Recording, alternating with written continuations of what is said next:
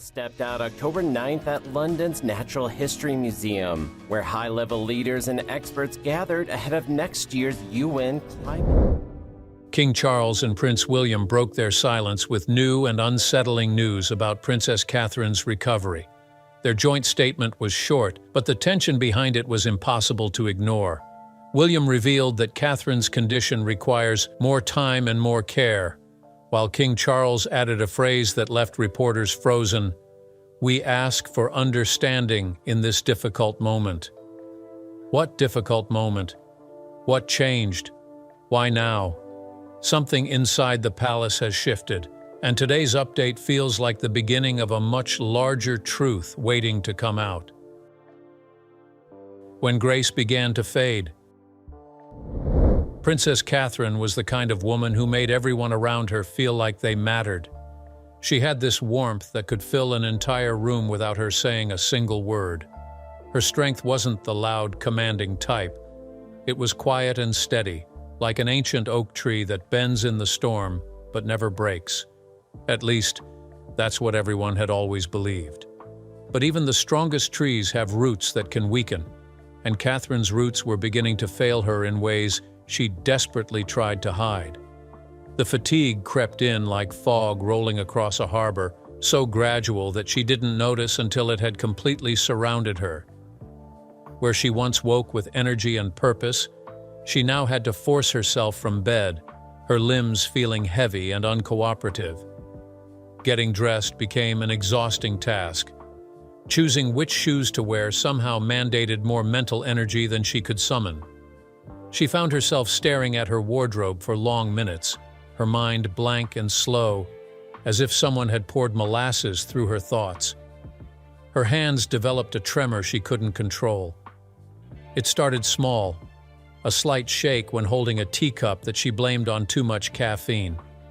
But it grew worse. She began spilling things, dropping her phone, struggling to sign documents without her signature wobbling across the page like a child's first attempt at writing. She started wearing long sleeves even on warm days, keeping her hands clasped together or hidden in her pockets, terrified someone would notice and ask questions she wasn't ready to answer. The worst part was the moments when she simply disappeared inside her own head. She would be sitting with her children, listening to them chatter about their day, and suddenly realize she hadn't heard a word they'd said for the past 5 minutes. Her youngest would tug her sleeve, calling, "Mummy, Mummy," with increasing concern, and she would snap back to awareness with a guilty start, apologizing and asking them to repeat themselves. These episodes frightened her more than the physical symptoms because they made her feel like she was losing herself, slipping away bit by bit while her body remained behind like an empty shell. Catherine became an expert at deception. When her children bounded into her rooms full of excitement and stories, she would summon every ounce of strength she possessed to smile and laugh and engage with them. She would ruffle their hair and pull them close for hugs, breathing in the sweet scent of their shampoo and letting their joy fuel her for a few precious moments.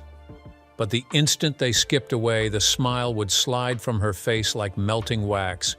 She would sink into the nearest chair, her whole body trembling with exhaustion, sometimes too weak even to cry. The staff began to notice, though they tried to be discreet.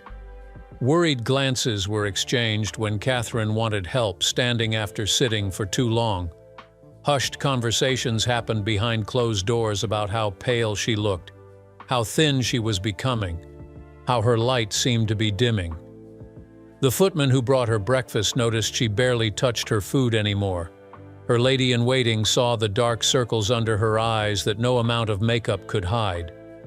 The housekeeper found her sitting in the dark one afternoon, too exhausted to reach across the room and turn on a lamp. Nobody knew what to say or how to help. Catherine was so determined to appear normal, to keep functioning as if nothing was wrong, that approaching her felt like an intrusion. She would deflect any concern with a wave of her hand and a reassuring comment about being tired or fighting off a cold.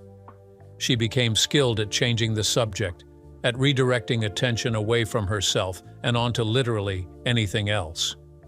She protected her suffering like a closely guarded secret, as if admitting something was wrong would make it unbearably real. The night everything changed began like any other. Catherine had managed to get through dinner with her family, participating in the conversation with what she hoped was enough enthusiasm to avoid suspicion.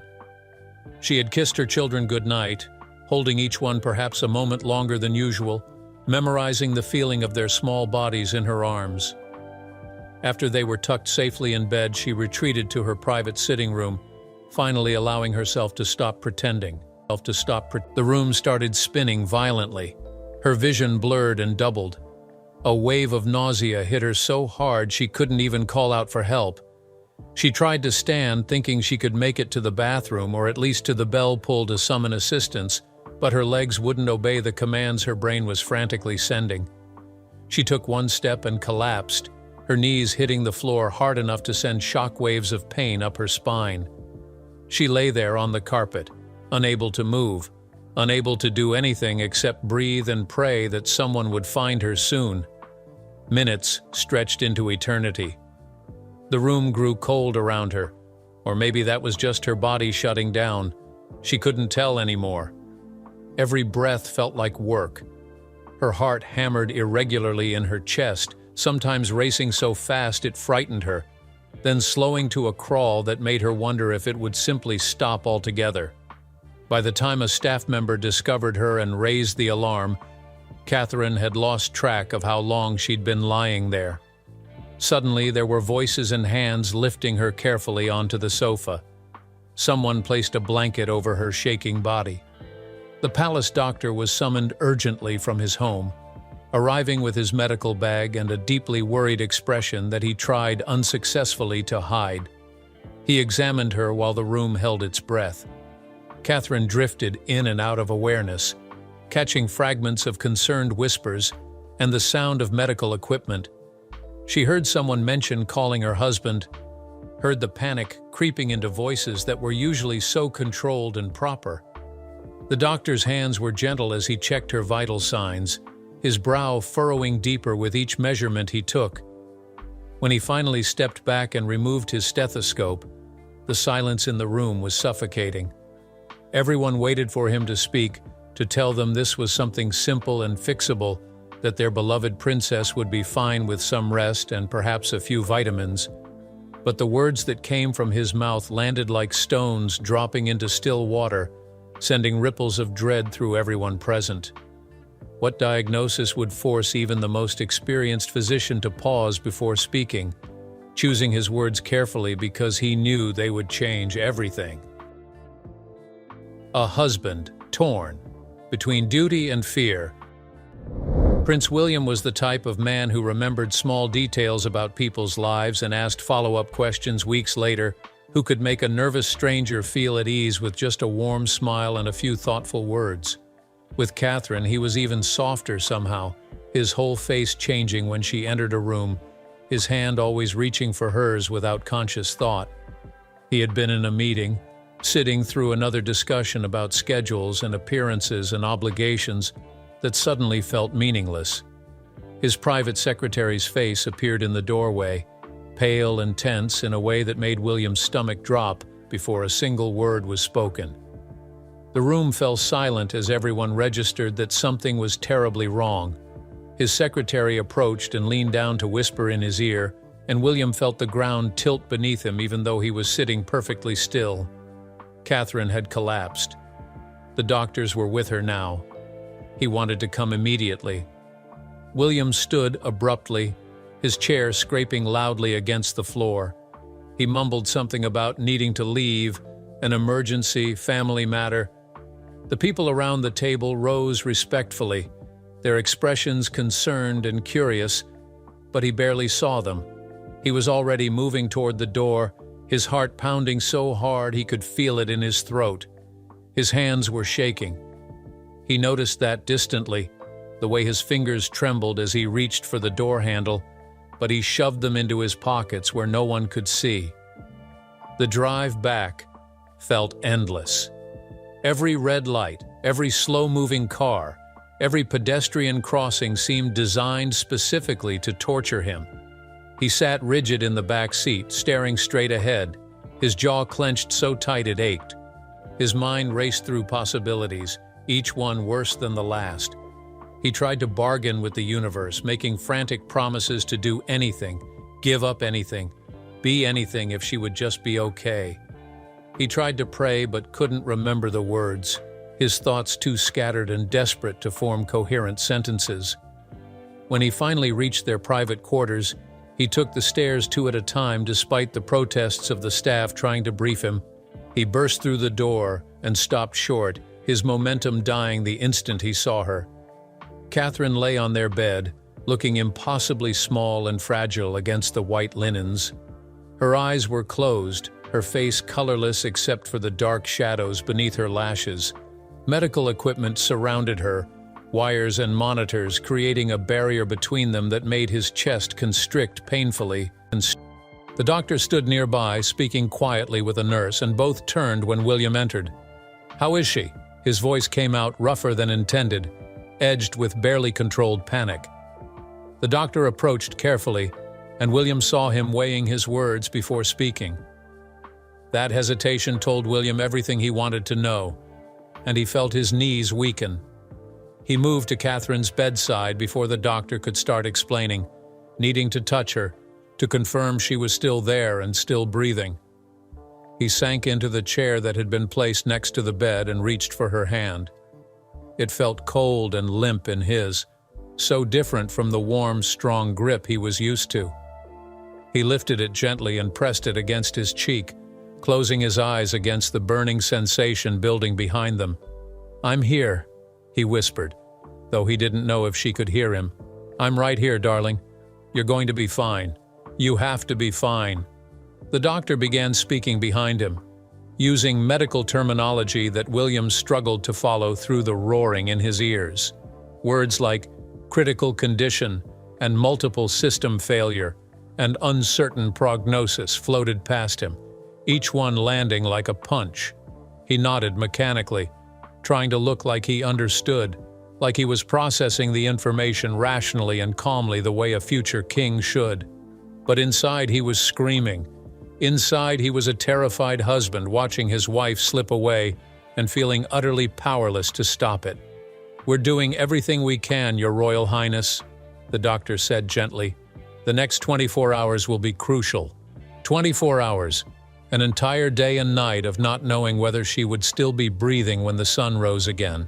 How was he supposed to survive that?" Catherine's fingers moved slightly in his grip and he leaned forward instantly, hope surging through him. Her eyelids fluttered but didn't open. She made a small sound, barely more than a breath, and he had to lean closer to hear. "Will," she managed, his name coming out weak and slurred. "I'm here. I've got you." His own voice cracked, and he didn't care who heard it. She tried to say something else, but the effort exhausted her, and she drifted away again, leaving him holding her limp hand and watching her chest rise and fall with shallow breaths that seemed far too fragile. The hours blurred together after that. William refused to leave her side, waving away suggestions that he should rest or eat or take care of other matters. Nothing else mattered. The entire world could grind to a halt for all he cared. He wasn't moving from this chair, but reality didn't stop demanding his attention. His private secretary returned with news that palace advisors wanted to speak with him urgently. His father had called multiple times. The children were asking questions that someone wanted to answer. Decisions had to be made about what information to release publicly, how to handle the inevitable media storm, what to tell family members who were frantic with worry. William ignored it all until he physically couldn't anymore. Finally, reluctantly, he stood and pressed a kiss to Catherine's forehead, lingering there for a moment with his eyes closed and his hand cradling her face. "I'll be right back," he promised. 5 minutes. That's all. He stepped into the adjoining sitting room where a group had assembled, all watching him with expressions ranging from sympathy to barely concealed alarm. His father was there, his face drawn with concern. Several advisors stood nearby with tablets and documents, Everyone started talking at once, asking questions and offering opinions about protocols and statements and official responses. William held up a hand for silence, and the room immediately quieted. He could feel them all studying him, looking for cracks in his composure, wondering if he was holding himself together or falling apart. "What do the doctors say?" his father asked quietly. William swallowed hard, his throat suddenly tight. "They don't know yet. They're running more tests. They say the next day will tell us more." "The press is already asking questions," one advisor interjected carefully. "We need to decide how much information—" "Nothing," William cut him off sharply. "We say nothing yet.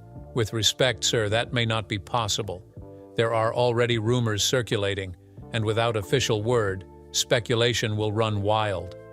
Behind the door, William heard a monitor beep more urgently, heard the rush of footsteps, heard the doctor's voice calling for something. His whole body went rigid, every muscle screaming at him to go back in there, to be with her, to stop wasting time on things that suddenly seemed completely meaningless. "Figure it out," he said roughly, already turning back toward the bedroom. "I don't care what you say. Just keep them away from her." He pushed back through the door, his heart in his throat, terrified of what he might find. The medical team had gathered around her, adjusting equipment and checking readings. The doctor looked up and gave William a small nod. She was stable, everything was under control, and William felt his knees nearly give out with relief. How much longer could he keep pretending he wasn't terrified? How was he supposed to face tomorrow if she didn't make it through tonight? And how could he possibly explain to their children that the person they loved most in the world might not be coming back to them? A crown that weighs too heavy. King Charles loved his sons fiercely, even when relationships grew complicated and painful, and he had grown to love Catherine like the daughter he never had. She had brought light and stability to William's life, and watching them together always filled Charles with a quiet joy that reminded him what truly mattered beneath all the ceremony and protocol. His own health had been failing lately, something he discussed with no one except his doctors, and the irony of finally ascending to the throne only to feel his body betraying him was not lost on him. The phone call came while he was reviewing documents in his private study, the afternoon sun casting long shadows across the antique desk that had belonged to his grandmother. His private secretary's voice carried a weight that made Charles set down his pen immediately, his hand instinctively moving to his chest, where a familiar tightness had begun to form. Catherine's condition had worsened. The doctors were requesting an urgent family meeting. William was already at the hospital and asking for his father. Charles felt the air leave his lungs in a slow, painful exhale. He had known something was wrong, had seen the worry in William's eyes during their last conversation, had noticed Catherine's absence from recent family gatherings, but hearing it confirmed in such stark terms made it devastatingly real. He closed his eyes briefly, allowing himself one moment of private anguish before he would need to be the king again, before he would need to be strong for everyone else who was falling apart. "Prepare the car," he said quietly. "I'm leaving immediately." The drive through London felt interminable despite the traffic clearing for his motorcade. Charles sat in the back seat, staring out the window without seeing the city passing by. His mind wandered through memories of Catherine, her wedding day when she had looked at William with such pure love that Charles had felt his throat tighten, the births of each grandchild when she had glowed with tired happiness, family dinners where her gentle presence had smoothed over awkward moments and brought genuine laughter to the table. She had never sought the spotlight, never craved attention or power. She had simply loved his son and raised their children with grace and devotion, asking for nothing except the chance to live a relatively normal life within their extraordinary circumstances. And now she was dying. Charles could feel the truth of it in his bones, in the careful way his secretary had chosen his words, in the urgency of the summons. She was dying, and there was nothing his title or wealth or influence could do to stop it. Back at the palace, he had walked these corridors thousands of times throughout his life, but today each step felt like trudging through deep water. The paintings on the walls stared down at him, Ancestors who had faced their own tragedies and losses, who had made impossible choices and carried unbearable burdens. He wondered if any of them had felt this crushing sense of helplessness, this rage at fate that offered no outlet or resolution. Staff members bowed as he passed, their faces carefully neutral, but he could see the concern in their eyes. News traveled fast within these walls, and everyone who served the family had grown to care for Catherine deeply.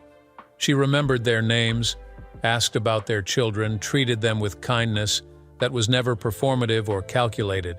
Her genuine warmth had won loyalty that no amount of royal authority could command. Charles found himself pausing outside the room where family photographs lined a side table. He picked up one from the previous summer, all of them gathered at Balmoral, Catherine laughing at something one of the children had said, her arm around William's waist, sunshine in her hair. She had looked so healthy then, so vibrant and alive. How had things deteriorated so quickly? Why had no one noticed sooner that something was seriously wrong? The guilt pressed down on him alongside the grief. Should he have paid more attention? Should he have insisted on medical intervention earlier when the signs were there for anyone who looked closely enough? He was the head of this family, and somehow he had failed to protect one of its most precious members. His own doctor had warned him just last week that stress was worsening his condition, that he wanted to slow down and take better care of himself. But how could he rest when his son was living through a nightmare? How could he think about his own health when Catherine was fighting for every breath? The hospital loomed ahead, and Charles braced himself for what he would find inside. The drive had given him time to compose his features, to lock away his personal anguish behind the mask of calm authority that had become second nature over the years. But the moment he walked into the private wing and saw William's face, all his carefully constructed composure threatened to crumble. His son looked like he had aged a decade overnight. William's eyes were red and hollow, his shoulders hunched under the weight of fear and exhaustion. When he saw his father, something in his expression broke, and for a moment he looked like a little boy again, desperately needing someone to tell him everything would be all right. Charles crossed to him and pulled him into an embrace, something they rarely did anymore. William's whole body was trembling. "How bad is it?" Charles asked quietly. William pulled back, running his hands through his disheveled hair. "They're saying we need to prepare for the worst. Her organs are shutting down. They've tried everything and nothing is working." The words landed like hammer blows. Charles felt his own legs weaken and he reached out to steady himself against the wall. This couldn't be happening. Not to Catherine. Not to someone so young, so vital, so desperately wanted by everyone who loved her. "The children?" he managed to ask. "They don't know yet. Not everything. I can't—" William's voice cracked. "I don't know how to tell them their mother might not come home." Before Charles could respond, a physician approached, her expression grave and exhausted. She was flanked by 2 specialists, and the sight of all 3 of them together told Charles this was the meeting they had been summoned for, the conversation that would change everything. They gathered in a small conference room that smelled of antiseptic and defeat. The lead physician sat across from them, her hands folded on the table, her eyes filled with compassion that Charles knew meant she was about to deliver news no one wanted to hear. "Your Majesties," she began carefully, "I'm afraid Princess Catherine's condition has deteriorated beyond what we initially anticipated. The infection has spread to multiple organ systems, and despite our most aggressive interventions, her body is not responding to treatment." "What does that mean?" William's voice was barely a whisper. "Exactly what are you telling us?" The doctor took a breath. "It means that without a miracle in the next 48 hours, we will need to begin discussing end-of-life care and allowing the family time to say goodbye." The room seemed to tilt. Charles heard William make a sound like he'd been physically struck. The other physicians looked down at their hands, clearly wishing they could be anywhere else. "There must be something," Charles said, his voice suddenly stronger, more commanding. Some treatments we haven't tried, some specialists we can bring in. Money is no object. We can fly in anyone from anywhere. We've already consulted with the leading experts in 3 countries, the doctor interrupted gently. Everyone agrees that we've done everything medically possible. Now it's a matter of her body finding the strength to fight, and I'm afraid that strength is running out. William stood abruptly, his chair scraping loudly against the floor. He walked to the window and pressed his forehead against the glass, his shoulders shaking with silent sobs he could no longer contain. Charles felt something inside him crack, watching his son's anguish. This was the child he had held as a baby, the boy he had tried to protect from the cruelties of public life, the man who had finally found happiness and was now watching it slip away, despite every desperate effort to hold on. We need to make some decisions, the doctor continued quietly. The public will need to know something soon. The family should be gathered, and you'll need to discuss with Princess Catherine, if she's lucid, what her wishes are regarding life support if it comes to that. Life support. The words hung in the air like poison. They were talking about machines and tubes and the awful decision of when to turn them off. They were talking about the end of a life that should have stretched decades into the future, about children growing up without their mother, about William facing the rest of his life alone. Charles looked at the doctors, then at his son's broken form by the window, then down at his own hands that suddenly seemed so old and useless. Everything he had, power, position, wealth beyond measure, and none of it could save the woman his son loved. We tell the truth, Charles said finally, his voice heavy with resignation and grief. We tell the nation that Princess Catherine is gravely ill. We ask for their prayers and their privacy, and we prepare them for the possibility that she may not survive. William turned from the window, his face wet with tears. How do we tell them that? How do we put into words that we're losing her? What statement could possibly capture the magnitude of this loss, the heartbreak of a family watching helplessly as their brightest light flickered and threatened to go dark forever? A nation holds its breath. William loved fiercely and quietly, showing his devotion through small gestures rather than grand declarations. A hand on the small of Catherine's back as they walked, the way he always made sure she was comfortable before settling himself, how he looked at her across crowded rooms as if she was the only person who existed. Fatherhood had softened him further, bringing out a playfulness that delighted his children, and a protectiveness that bordered on fierceness. The palace office felt suffocating despite its grand proportions. Communications staff moved quietly around the conference table, their usual efficiency replaced by a somber carefulness, as if speaking too loudly might somehow make the situation more real. Papers were shuffled, computer screens glowed with draft after draft of the statement that no one wanted to write, but everyone knew had become necessary. William sat at the head of the table, his father beside him, both men staring at the document before them with expressions that revealed nothing and everything simultaneously. The words swam across the page, each sentence a knife twisting deeper into wounds that were already bleeding freely. It is with deep concern that we must inform the public. William read aloud, his voice flat and distant. He stopped, shaking his head. This is impossible. How do we tell millions of people that she might not? He couldn't finish the sentence. His throat closed around the words, refusing to release them into the world where they would become unbearably solid and true. Charles reached over and placed his hand on his son's arm. We tell them the truth as gently as possible. We ask for their understanding and their prayers. That's all we can do. The public will want details, one of the communications directors said hesitantly. They'll want to know what happened, what the prognosis is, whether there's hope. Then we give them what we can without. William trailed off, pressing his fingers against his temples, without making her suffering into entertainment. They revised the statement again and again. Each version felt simultaneously too revealing and not honest enough. How could mere words capture the gravity of what was happening behind hospital walls?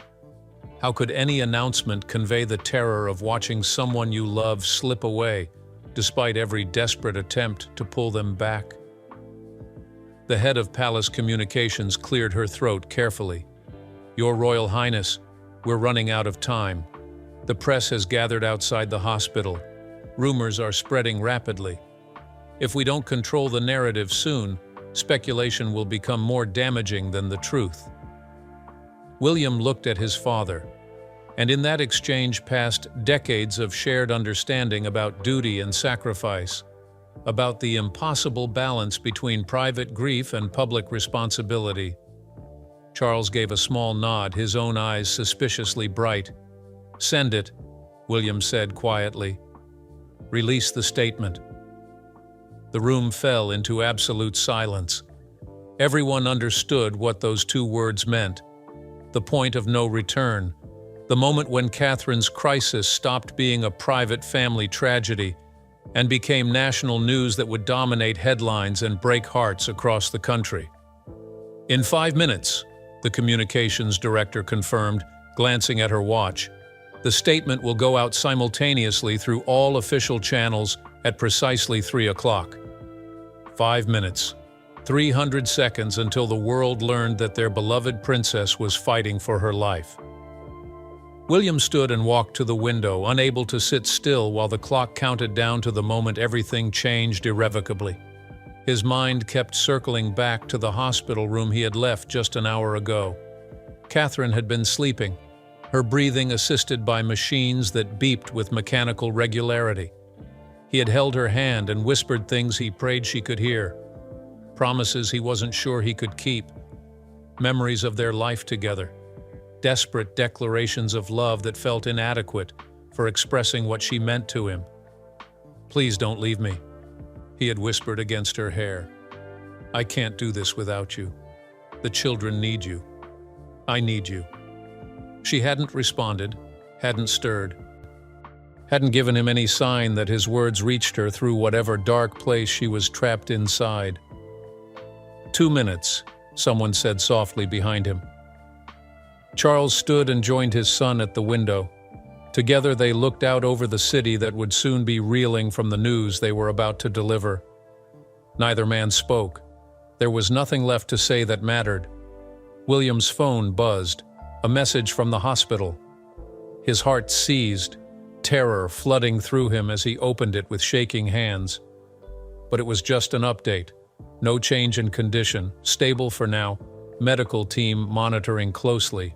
Stable. That word was supposed to be comforting, but William knew it was just another way of saying she wasn't getting better, just suspended in this awful space between life and death, while everyone waited to see which direction she would ultimately drift. 30 seconds, the communications director announced. The room held its breath. Every person present understood they were witnessing history, though none of them wanted to be here for this particular moment. Some had tears in their eyes. Others stared at their hands. All of them had come to love and respect Catherine over the years, and all of them were grieving alongside the family they served. "It's sent," came the quiet confirmation. "The statement is live." Within seconds, the first notifications began appearing on phones around the table. News alerts flashed across screens. The carefully crafted words that William and Charles had agonized over were now spreading across the kingdom faster than wildfire. Buckingham Palace announces with profound concern that Princess Catherine has experienced a serious medical setback. Her condition requires urgent and intensive medical care. The royal family requests privacy during this difficult time and asks for thoughts and prayers for the princess and her family. The statement was brief, deliberately vague about specifics, but its meaning was unmistakable. Catherine was in grave danger. The palace, which had maintained hopeful silence until now, was finally admitting that the situation had become critical. Within minutes, the news had reached every corner of the country. In London, people stopped on street corners to read the notification on their phones, hands flying to their mouths in shock. In small villages, word spread from neighbor to neighbor as televisions across the nation interrupted regular programming with breaking news banners. Flags began lowering to half-mast. Churches opened their doors for prayer vigils. Strangers gathered in public squares, united in grief and disbelief that the vibrant young princess, who had seemed so full of life, could now be fighting for her very survival. William watched the response unfold through news feeds and reports streaming into the office. The outpouring of love and concern was overwhelming. Thousands of messages flooding in, crowds gathering outside the hospital despite palace requests for privacy, entire communities coming together in spontaneous shows of support. But none of it changed the only thing that mattered. None of the prayers or flowers or tears could heal Catherine's failing body or guarantee she would survive the night. How long would the world have to wait before learning whether their collective hope was enough, or whether they would soon be mourning a loss too terrible to comprehend? The hours that felt like forever. Princess Charlotte had always been remarkably perceptive, reading emotions in people's faces the way other children read storybooks. She possessed an intuitive understanding of feelings that seemed almost magical, knowing when someone wanted a hug or a kind word or simply her presence beside them.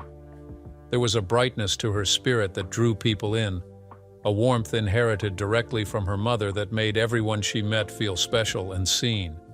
At 9 years old, she loved ballet and her baby brother in equal measure, defended her friends fiercely on the playground, and still believed wholeheartedly in fairy tales where everything ended happily. But sitting in the quiet nursery with her brothers, watching shadows lengthen across the carpet while adults whispered behind closed doors, Charlotte was beginning to understand that some stories didn't have the endings she wanted. "Why can't we visit her?" she asked when her father finally came to sit with them, his face gray with exhaustion and worry. "We could make her feel better. We always make her smile." William pulled her close, and she felt him trembling slightly. "The doctors need Mummy to rest right now, sweetheart. She's fighting very hard to get well, and we have to let her focus all her energy on getting stronger." George sat rigid and silent, his jaw clenched in a way that made him look suddenly older. Louis nestled against their father, thumb in his mouth even though he'd stopped that habit months ago. They were all reverting to younger versions of themselves, seeking comfort in the only ways they knew how. Down the hallway, Charles stood with Camilla and other family members who had gathered in quiet solidarity. The room felt heavy with unspoken fears and prayers that seemed too fragile to voice aloud. "How much longer can this go on?" Camilla whispered, her composure finally cracking. Watching William destroy himself while she... Charles shook his head, unable to finish the thought for her. They had been here before in different circumstances, but with the same crushing helplessness, and the memories made everything worse. Night descended like a curtain falling. At the hospital, William maintained his vigil outside Catherine's door, pacing the same stretch of corridor he'd worn smooth with his footsteps over endless hours. Inside, medical staff moved with controlled urgency, their faces revealing nothing while their actions told him everything he wanted to know about how precarious her hold on life had become. Around 3 in the morning, the door burst open. A nurse rushed past him calling for additional personnel. William's heart stopped completely as he watched the organized chaos unfold, people moving with practiced efficiency that only came from fighting death on a regular basis. He pressed himself against the wall, forcing himself to breathe, to stay conscious, to not collapse under the weight of terror that was crushing his chest.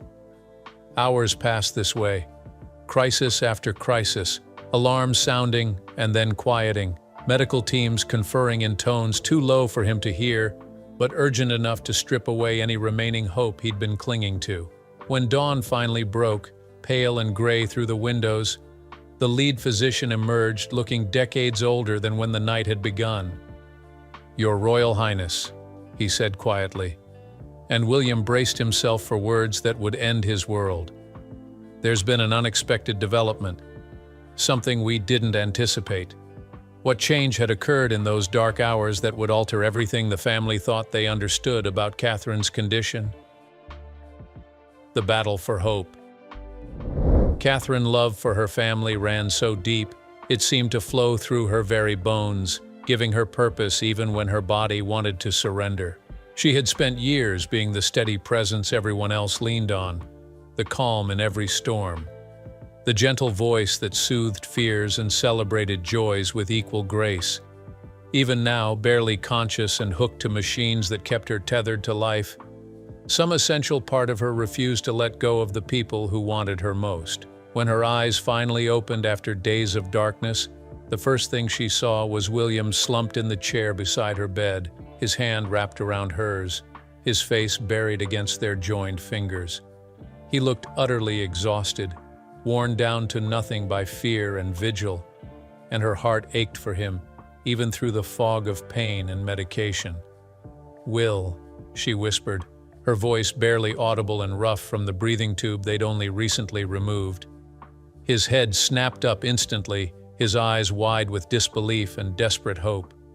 For a moment he simply stared at her as if she might disappear if he blinked, as if this might be another cruel dream in a series of nightmares that had haunted his brief attempts at sleep. "You're awake," he breathed, and then he was crying, his whole body shaking with the release of tension he'd been holding for what felt like forever. "You're awake." She managed the smallest smile, though it cost her more energy than it should have. "The children? They're safe. They're waiting to see you." "Catherine, we all thought." He couldn't finish, couldn't put into words how close they'd come to losing her. How many times her heart had faltered and been coaxed back into rhythm, how the doctors had prepared him for the worst, while he stubbornly refused to accept it. Within hours, the family had gathered. Charles entered with tears streaming down his face, taking her free hand and holding it like something infinitely precious. Camilla stood beside him, her usual composure completely abandoned as she whispered how worried they'd all been. Others filtered in quietly, bringing with them an energy of relief so powerful it seemed to fill the room with light. The children came last, escorted by nurses who'd been instructed to keep the visit brief. But the moment George, Charlotte, and Louis saw their mother conscious and smiling weakly at them, all rules were forgotten. They clustered around her bed, careful not to touch the wires and tubes, but desperate to be close, to confirm with their own eyes that she was still here. "I love you," Catherine told each of them, her voice gaining strength from their presence. "So very much." The doctors gathered the family later that evening for an update that felt miraculous compared to the grim conversations of previous days. Catherine's vital signs had stabilized. The infection was responding to treatment. Her organs were showing signs of recovery. The road ahead would be long and difficult, requiring months of rehabilitation and careful monitoring. But for the first time since this nightmare began, they could speak about the future with something other than dread. William stood at the window later that night, watching the city lights twinkle in the darkness, feeling the crushing weight of the past week finally beginning to lift from his shoulders. Catherine was alive. She would recover. Their family would heal together.